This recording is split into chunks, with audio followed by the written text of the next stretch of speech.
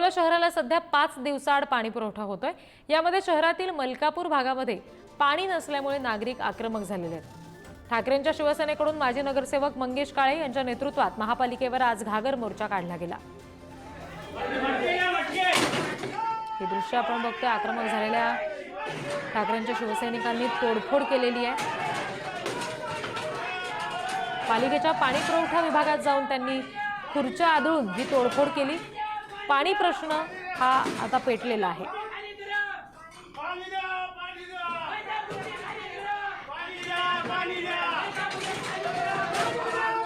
दृश्य अकोल्यातली आपण बघतोय। पालिकेच्या पाणी पुरवठा विभागामध्ये ठाकरेंच्या शिवसेनेनं हा राडा केला। आणखी तपशील घेऊया, प्रतिनिधी जयेश गावंडे आपल्याशी जोडले गेले त्यांच्याकडून। जयेश, काय नेमकं सध्या पालिकेमध्ये घडतंय? प्रचंड आक्रमक झालेले शिवसैनिक पाहायला मिळतात दृश्यांमध्ये। हो, अकोल्यामध्ये पाणी प्रश्न चांगला पेटला आहे आणि अकोल्यात आता 2 दिवस अगोदर पूर्वी निर्णय घेण्यात आला आहे की 5 दिवसाआड अकोला शहराला पाणी पुरवठा करण्यात येईल। त्यामध्ये अकोला जिल्ह्यातील अकोला शहरातील काही भागांमध्ये अद्यापही पाणी पुरवठा व्यवस्थित होत नाही आहे, तर काही ठिकाणी दूषित पाण्याचा देखील पुरवठा मोठ्या प्रमाणात होतोय। त्यामुळे अकोलेकर पाणी असतानाही तहानलेले अशी परिस्थिती निर्माण झाली। त्यामुळे शिवसेना ठाकरे गटाच्या वतीनं आज घागर आंदोलन करण्यात आलं आहे अकोला महापालिकेत।